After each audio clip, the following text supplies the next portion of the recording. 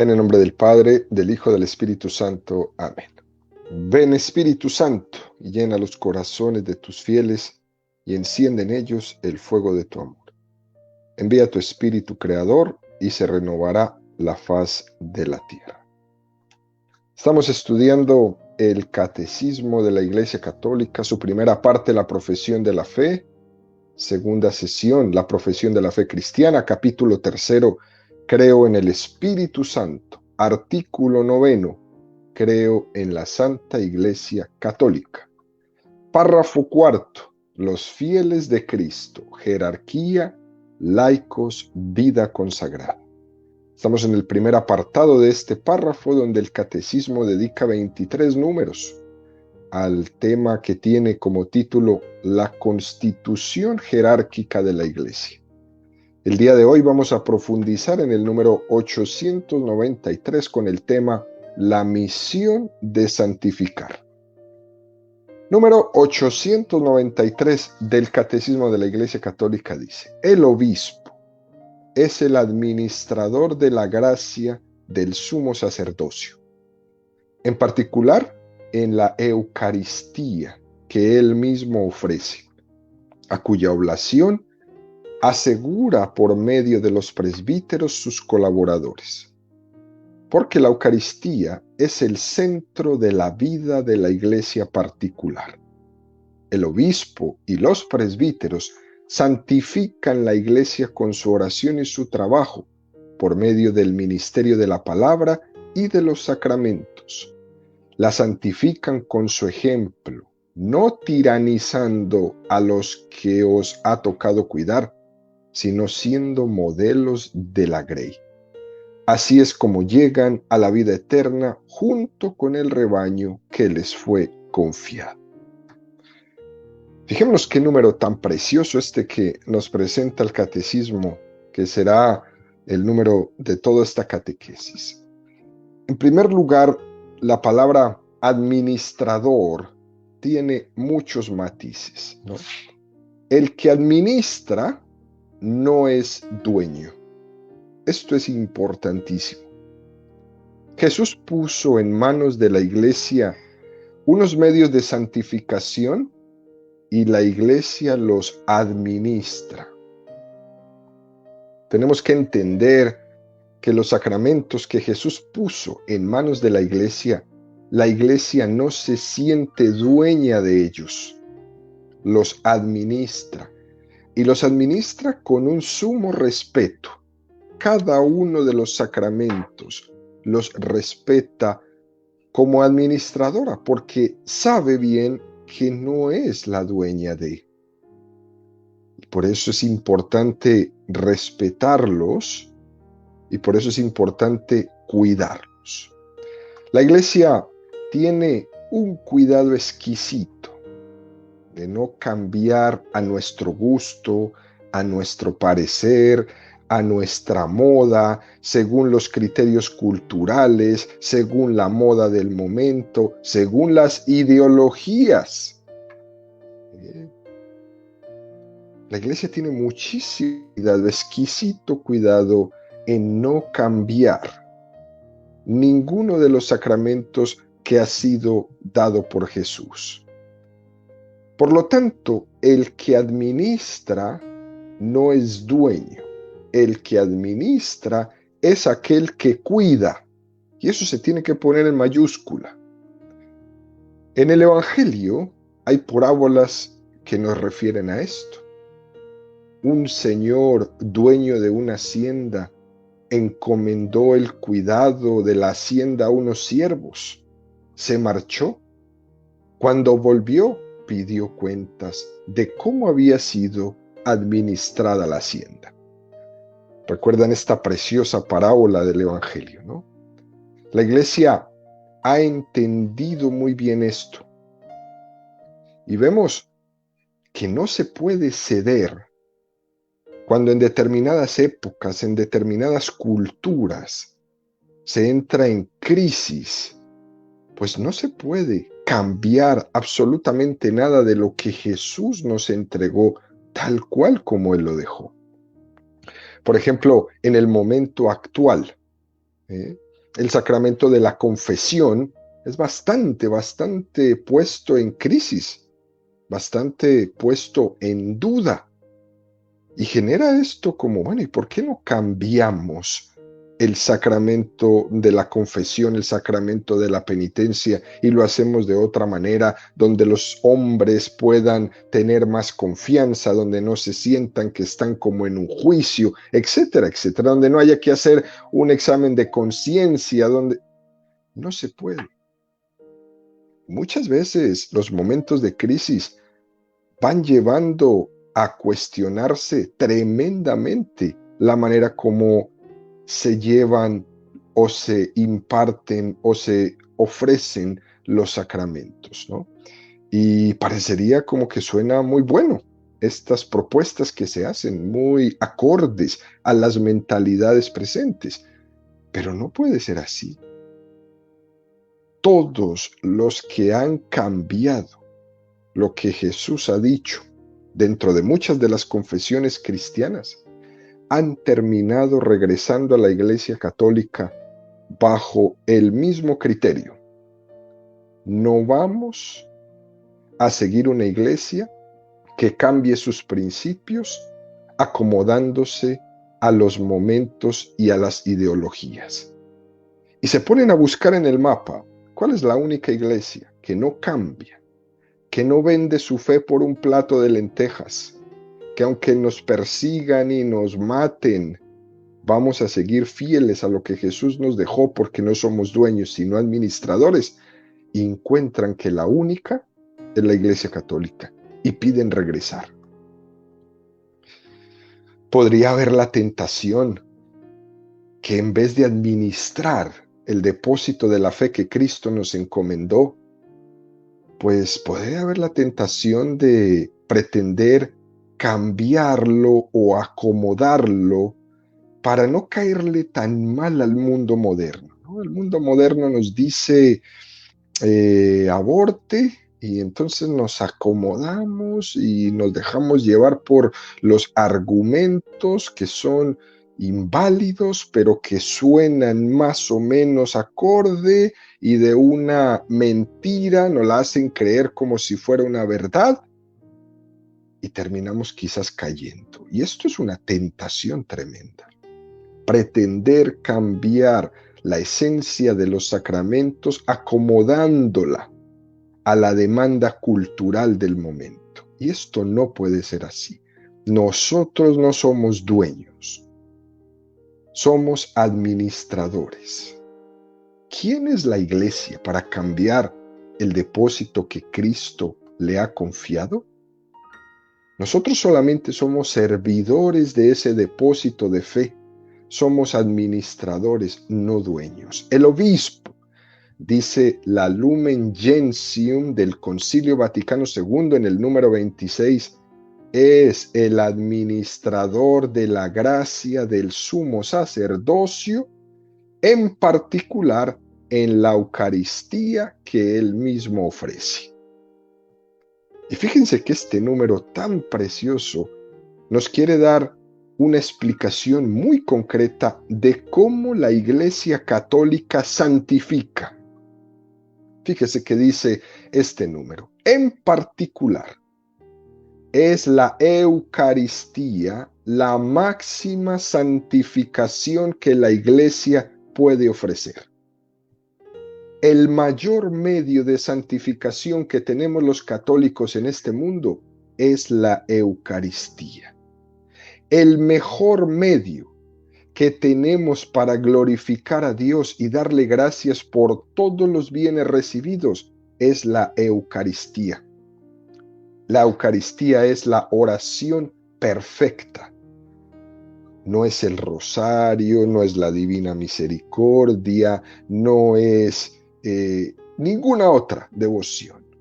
La oración perfecta es la Eucaristía.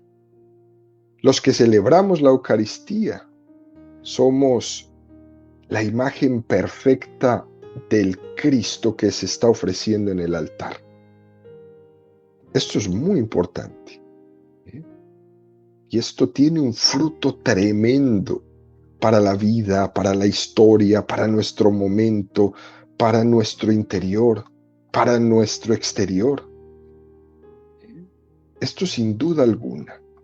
En la Eucaristía tenemos un cauce a través del cual Cristo santifica el mundo. Quítale la Eucaristía al mundo y esto se viene abajo. En la Eucaristía no solo se convierte el pan y el vino en el cuerpo y la sangre de Jesús, sino que esta transustanciación que sucede en el momento de la consagración también va santificando al mundo. En el mundo hay más gente santa que gente mala. Y esto lo podemos ver solamente poniendo nuestros ojos a nuestro alrededor. Estamos repletos de gente santa. De la misma manera que el Espíritu Santo ha transformado el pan y el vino en el cuerpo y la sangre de Jesús, en la Eucaristía estamos todos pidiendo, unidos al sacerdote o al obispo cuando celebra la Eucaristía, que también santifique a todos los presentes en esa celebración. Es una petición de que esa transformación de las especies de pan y vino en cuerpo y sangre de Jesús se traslade también a la transformación y santificación de cada uno de los que están allí presentes. Por eso es importante estar ahí presente. En esa homilía que el Papa Benedicto XVI pronunció en el año 2005 en la Jornada Mundial de los Jóvenes en Colonia, Alemania, su primera vez que aparecía como Papa, hablaba el Papa Benedicto XVI de que la Eucaristía tenía un potencial transformador y santificador del mundo. Y el Papa invitaba a los jóvenes de esa jornada ahí en Colonia, a los pies de los Reyes Magos, a que se volvieran jóvenes de Eucaristía. Les decía, ¿quieren transformar su vida? Eucaristía. ¿Quieren ser diferentes a todos los demás? Los jóvenes que se mantienen buscando ser originales y ser diferentes, ¿quieren ser diferentes? Eucaristía. Que el cambio del pan y del vino en el cuerpo y la sangre del Señor era capaz de cambiarlos completamente. ¿Quieres una transformación de tu vida? Eucaristía. Fíjense que el Papa les ponía un tremendo ejemplo físico a los jóvenes. Utilizaba la fusión nuclear, donde la transmutación de uno de los átomos genera en cadena una serie de transmutaciones en el resto de los átomos. Y decía el Papa, este ejemplo para decir que la Eucaristía es el inicio de la santificación, del cambio del hombre viejo al hombre nuevo, del hombre pecador al hombre regenerado. El que recibe el cuerpo y la sangre de Cristo resucitado resucita a una vida nueva. Esto es precioso, porque en un mundo lleno de jóvenes buscando ser originales, esto sí que es original.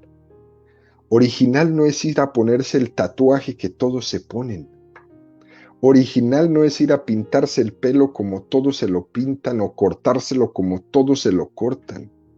Original es cambiar mi vida. Original es resucitar a una vida nueva. Original es matar al hombre viejo. Original es nacer al hombre nuevo. Fijémonos cómo el catecismo nos sigue insistiendo. Después de haber afirmado que la Eucaristía es el medio de santificación principal, de administración que tiene la Iglesia, después de afirmar en que la Eucaristía es el centro de la vida de la Iglesia, el Catecismo nos llama la atención y nos invita a que se diga que la Eucaristía es principalmente presidida por el obispo y que los presbíteros en cada una de las parroquias del mundo son los colaboradores del obispo en esa celebración de la Eucaristía, y que es la Eucaristía la que nos une a todos en el altar del obispo de ese lugar. La tradición de la Iglesia nos enseña que la celebración de la Eucaristía, presidida por el obispo, constituye la fuente principal de la vida cristiana. Y en la medida que una sola Eucaristía era insuficiente porque la Iglesia iba creciendo cada vez más, fue necesario que los obispos empezaran a ayudar, que los sacerdotes empezaran a ayudar a los obispos en la celebración de la Eucaristía. La Iglesia se extendía en la medida que esas asambleas iban creciendo de una manera desproporcionada por la cantidad de bautismos que las personas iban pidiendo. San Ignacio de Antioquía decía: para conservar viva una iglesia en la unidad, se requería la existencia de un solo obispo, un solo altar, una sola Eucaristía. ¡Qué cosa tan hermosa! Es tan importante esta imagen de una sola Eucaristía en torno a un solo altar y en torno a un solo obispo, que ha quedado en la liturgia eucarística un signo que se llama la comicio, que es el momento en el que el sacerdote parte la hostia sagrada en dos partes y una pequeñita parte la deposita en el cáliz, en la sangre de Jesús, mientras que pronuncia en voz baja estas palabras: el cuerpo y la sangre de nuestro Señor Jesucristo unidos en este cáliz sean para nosotros alimento de vida eterna. Esto es muy hermoso, porque en la liturgia católica había 3 momentos donde se hacía este signo, y son distintos los significados que tienen en este momento, ¿no? Recordar que en la Eucaristía está el cuerpo pleno, en cuerpo y sangre, alma y divinidad. Eso era importante todo el tiempo reconocerlo. Pero también hay otra significación que es la que ahorita nos interesa, ¿no? Otro de los significados era, lo relata San Irineo de Lyon en el siglo I, que el Papa enviaba la Eucaristía a los obispos. Esto era muy interesante. El Papa enviaba la Eucaristía a los obispos en señal de que los consideraba dentro de la Iglesia a aquellos que celebraban la Pascua en la misma fecha que la celebraba la Iglesia, haciendo presente que la Eucaristía es el signo de la unidad de las iglesias. Era como decir, ¿no? Hay una única Eucaristía que santifica al mundo. Y entonces el Papa enviaba la Eucaristía a los obispos, y los obispos enviaban trocitos de esa hostia a cada uno de los sacerdotes en su diócesis. El sacerdote que celebra una Eucaristía en la parroquia estaba en unión con la Eucaristía que celebraba su obispo, y los obispos en comunión con la Eucaristía que celebraba el Papa. Esto es realmente hoy día, pues digamos, sería imposible hacerlo así. Pero es algo muy hermoso, es un símbolo de unidad impresionante. Ese pequeño trozo de hostia que se deposita en la sangre, que se llamaba el fermento, es el fermento que penetra toda la iglesia como la levadura en la masa. Ese fermento que penetra en nosotros para que nos transforme en Cristo. Este es el significado profundo, porque una parte remarca la unidad de la iglesia. Toda la iglesia celebra la única Eucaristía y es también una Eucaristía que transforma y que santifica. Ese fermento transforma. Cuando tomo la Eucaristía, soy transformado en Cristo. Por lo tanto, celebrar bien la Eucaristía es ser santificados. Celebrar bien la Eucaristía es ser hechos otro Cristo. Y el Catecismo nos presenta cuáles son las formas en las que los obispos y los sacerdotes llevan adelante esta misión de santificación. El obispo y los presbíteros santifican la iglesia, dice este número del Catecismo, con su oración y su trabajo.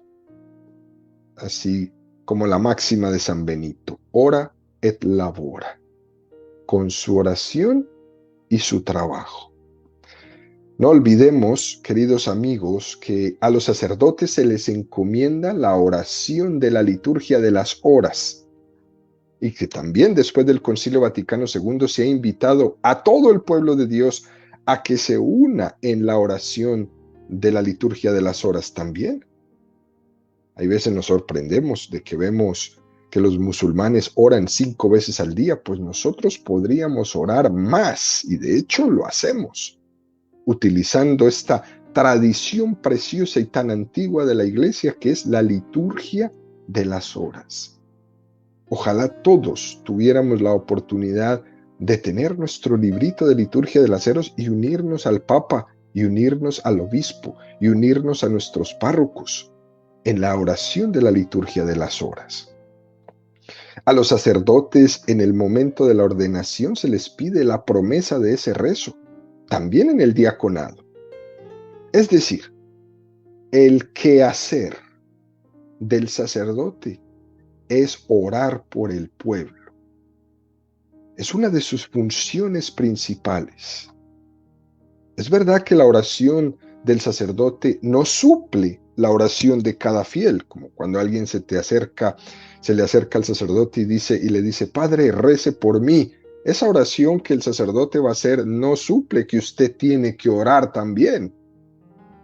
Pero es muy hermoso porque el fiel entiende que la oración del sacerdote es una oración de intercesión ante el Padre muy importante.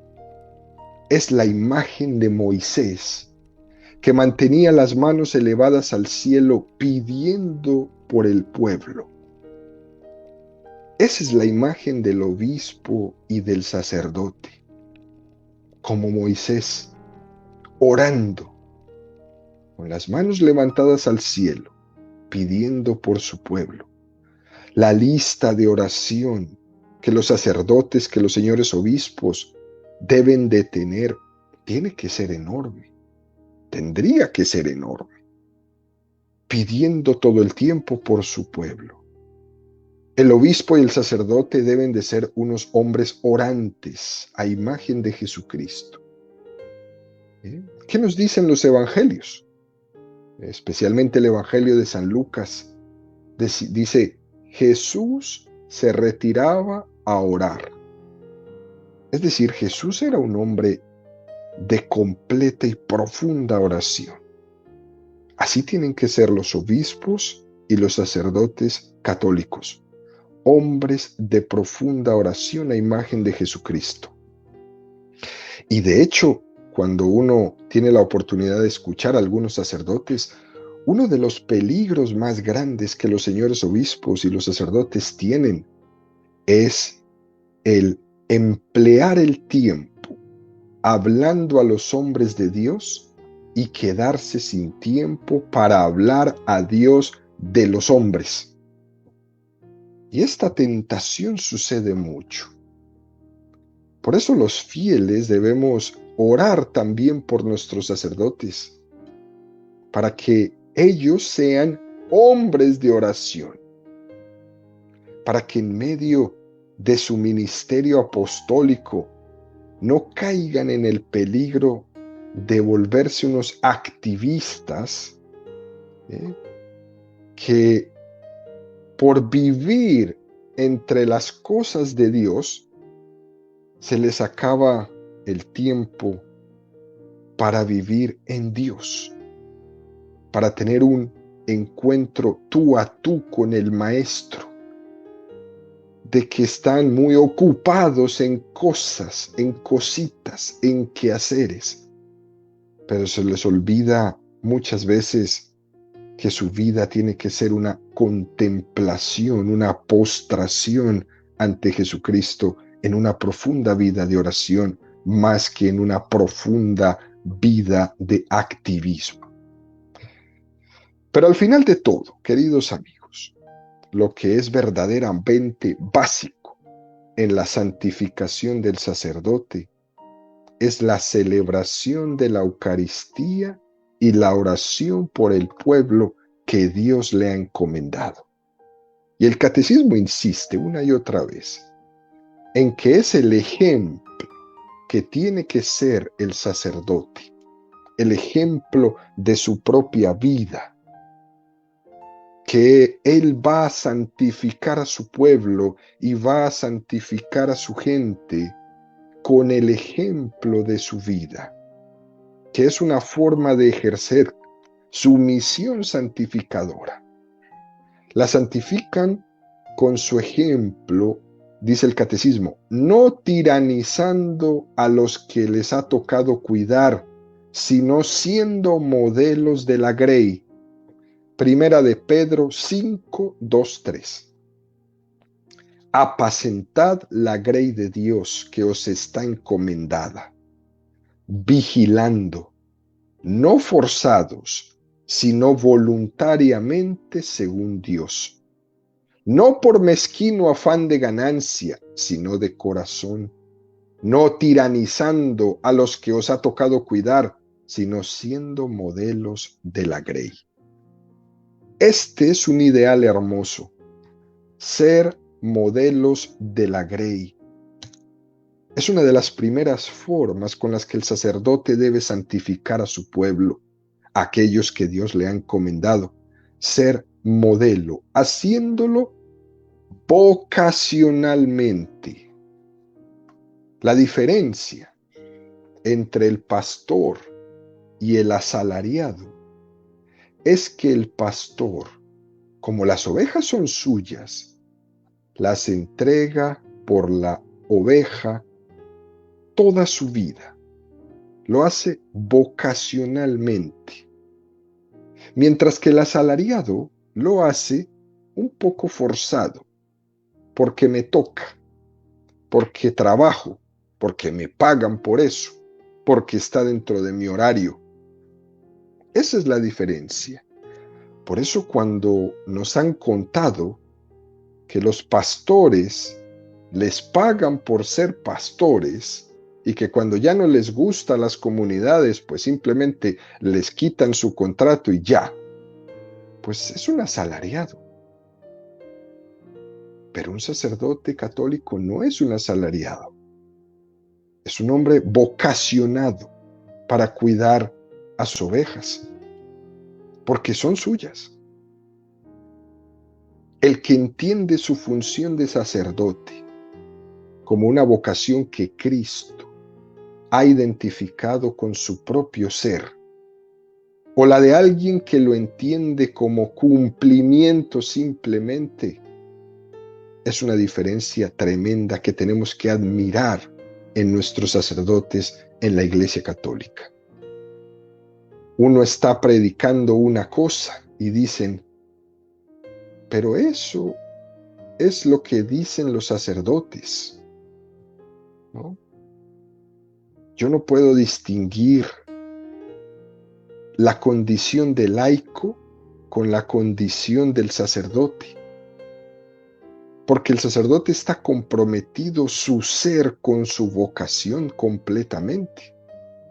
Así que todas sus palabras van comprometidas con su ser. No puede decir una cosa y afuera ser otra, actuar de otra manera o presentarse al mundo de otra manera. Lo que está predicando el sacerdote es lo que tiene que estar viviendo en toda su vida, también fuera de su predicación, porque su predicación más grande es su ejemplo. Ese ejemplo que da afuera se ve potenciado al 100% cuando predica, cuando enseña, en sus homilías, en sus celebraciones, en su administración de los sacramentos. El sacerdote no es dos cosas, es uno solo. Su ser sacerdote y su ser persona son una sola cosa. Y esto es maravilloso. Y esto es un don para la iglesia. Por tanto, queridos amigos, cuando el obispo o el sacerdote cuida el rebaño, no es que sea de oficio, es que es su ser. Es lo que sale del corazón, porque es lo que Cristo ha puesto en su corazón en el momento que le ha llamado a seguirlo. Ven y sígueme. Esas palabras de Cristo son poderosísimas. Y al ellos recibir el llamado, y desde la generosidad, desde su voluntad haber aceptado, esto sin duda alguna es un camino tremendo hacia la santificación personal y hacia la santificación de su pueblo. A diferencia de quien ejerce su oficio o un oficio, que cuando está fuera de su horario, ya no lo ejerce.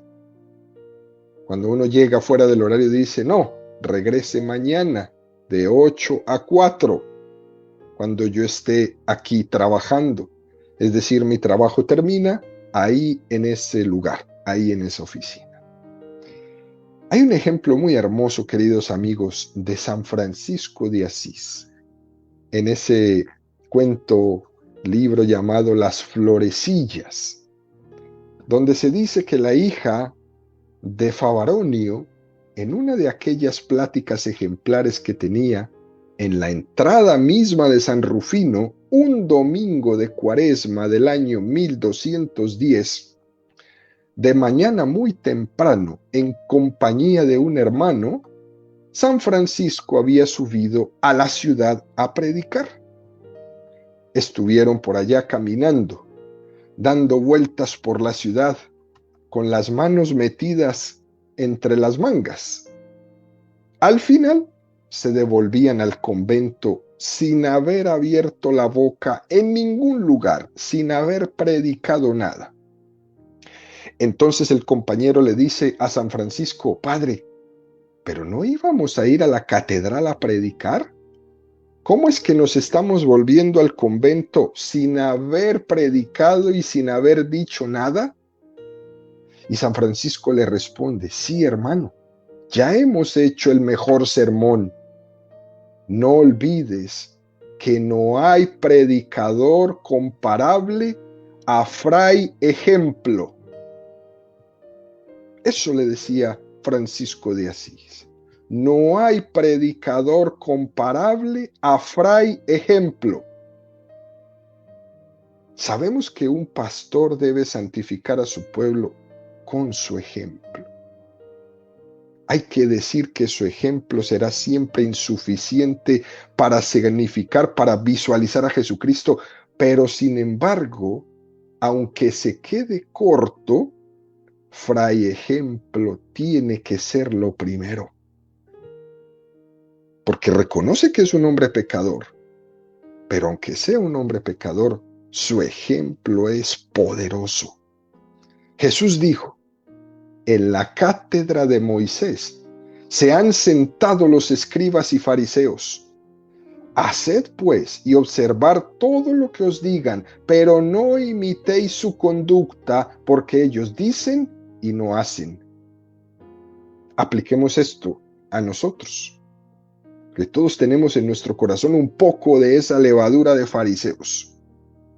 Aunque el predicador no sea en su vida un fiel reflejo de lo que predica, no por eso deja de tener valor su predicación en la medida que es una doctrina verdaderamente transmitida por Jesucristo. Ya sabemos que la verdad es mucho más hermosa cuando es dicha por alguien que la trasluce, que en su propia vida la hace transparente, sin duda alguna. Pero no seamos tan torpes como para que el pecado del predicador nos impida ver la verdad de lo que está diciendo, porque la verdad tiene valor por sí misma y la verdad no se ve manchada si aquel que la está diciendo no es el mejor ejemplo de todos. La palabra de Cristo tiene fuerza por sí misma y no por el altavoz que la transmite. Por eso algunas veces que escuchamos, no, es que ese cura es más pecador que yo. Recuerda esto, la palabra de Cristo tiene fuerza por sí misma y no por el altavoz que la transmite. Es verdad, sí, que necesitamos que nos visualice la gracia de Cristo aquel que predica, sin duda. Por eso los santos han tenido mayor fecundidad en su apostolado que cualquier otro. Uno ve, por ejemplo, al santo cura de Ars, a San Juan de la Cruz o a Óscar Romero. La fecundidad apostólica que tuvieron se la ve sin necesidad de explicaciones. Se ve la transparencia en su vida. Y esto es precioso. Pero a pesar de esto que nos pueda pasar, cuando el obispo o el sacerdote no es muy santo, que digamos, hay que escuchar la palabra de Jesús cuando dice, haced lo que Él os dice. En vez de escandalizarnos, tenemos que empezar a rezar por la santidad de los ministros que predican la palabra. Haced lo que ellos digan, pero no hagan lo que ellos hacen. No se escandalicen. Oren. Oren. Por último, el catecismo, en este precioso número, nos invita a dar un paso más. Nos hace una referencia a que el obispo de la iglesia particular tiene una labor clave en supervisar la administración de los sacramentos. De hecho, cuando comenzó la administración del sacramento del bautismo, al principio, era el obispo el que celebraba este sacramento solamente. Cuando se extendió la iglesia, ya se encomendó a los sacerdotes por la imposibilidad de que el obispo tenía de acudir a todos los sitios y después también a los diáconos. Pero se reservaba al obispo la imposición de las manos al salir de la piscina del bautismo. Y es aquí cuando se desdobla el bautismo de la confirmación. De igual manera, le corresponde al obispo la administración de la disciplina penitencial, del sacramento del perdón de los pecados. A él le corresponde dar a los sacerdotes la facultad de perdonar los pecados y de hecho en algunos lugares hay sacerdotes que están impedidos para perdonar todos los pecados. Hay algunos pecados que están solamente para el obispo. Si una persona va a su parroquia y se confiesa de X pecado, hay sacerdote que no está facultado para perdonar ese pecado, le remite al obispo, el cual sí podrá perdonar ese tipo de pecado. Cuando hay un pecado especialmente grave, pasa esto, ¿no? Por tanto, el obispo tiene una labor clave en supervisar la administración de los sacramentos, de cuidar que se celebren bien los sacramentos, de llamar la atención cuando se celebra de una manera indebida por alguna situación. Y todos los sacerdotes celebran los sacramentos unidos a su obispo. Esto es un don de Dios del catolicismo. Es un don de Dios en el que nosotros somos también partícipes como pueblo de Dios, y es un don de Dios que nos regala a nosotros la santificación.